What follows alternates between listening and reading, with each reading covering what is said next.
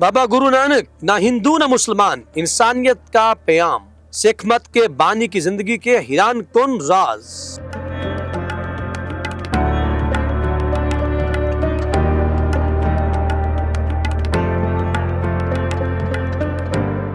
آج ہم آپ کو لے چلیں گے بابا گرو نانک کی زندگی کے سفر پر، جو سکھ مت کے بانی اور انسانیت کے رہنما تھے۔ بابا گرو نانک 1469 میں پنجاب کے گاؤں تلونڈی میں پیدا ہوئے، جو آج ننکانہ صاحب کے نام سے مشہور ہے۔ ان کے والد ہندو اور والدہ مسلمان تھی، اور یہی ماحول ان کی شخصیت کی بنیاد بنا۔ بچپن ہی سے وہ حق اور اللہ کی عبادت کی طرف مائل ہوئے، اور دونوں مذاہب کی تعلیمات سے متاثر ہو کر صبر، عاجزی، سچائی اور انسانیت کی قدر کرنا سیکھا۔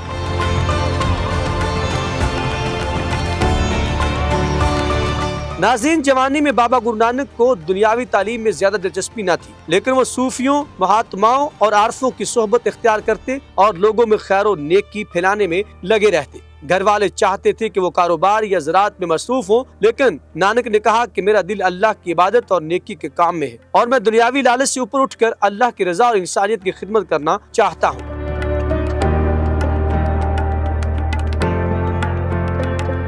کہا جاتا ہے کہ ایک دن وہ نزدیکی ندی میں نہانے گئے اور 3 دن تک غائب رہے، اور اسی دوران اللہ نے ان پر اپنی روحانی عنایت نازل کی۔ جب وہ واپس آئے تو ان کے لبوں پر نعرہ تھا، نہ کوئی ہندو نہ کوئی مسلمان، نہ کوئی ہندو تے نہ کوئی مسلمان۔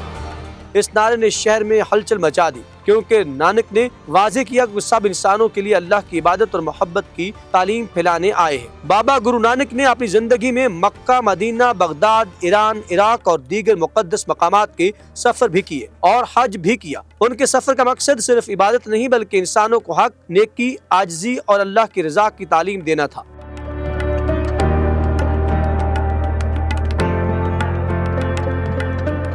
انہوں نے ہمیشہ غربا کی مدد کی، مال و دولت تقسیم کی، اور لوگوں کو صبر اور ایمان کی تعلیم بھی دی۔ ان کی تعلیمات گرو گرانتھ صاحب میں محفوظ ہے، جو آج بھی سکھ برادری کے لیے مقدس کتاب ہے، اور ان میں اللہ کی عبادت، حق اور انسانیت کے اصول شامل ہیں۔ زندگی کے آخری سال بابا گرو نانک نے کرتارپور میں گزارے، جہاں انہوں نے دربار اور عبادت گاہ قائم کی، مریدوں کی تربیت کی اور لوگوں کو اللہ کی عبادت اور خدمت انسانیت کی اہمیت سکھائی۔ وفات کے بعد ان کے جسد مبارک کے حوالے سے مسلمانوں اور ہندوؤں میں اختلاف ہوا، لیکن دونوں نے پھولوں کے امتحان سے فیصلہ کیا کہ جس پر پھول تازہ رہے وہ ان کے لیے آخری مقام ہوگا۔ صبح کے وقت پھول تازہ اور مہک رہے تھے، اور اس طرح ان کا جسد مبارک غائب ہو گیا، روحانی طور پر اللہ کے حضور پہنچ گئے۔ بابا گرو نانک کی تعلیمات آج بھی لاکھوں لوگوں کے لیے رہنمائی کا ذریعہ ہے۔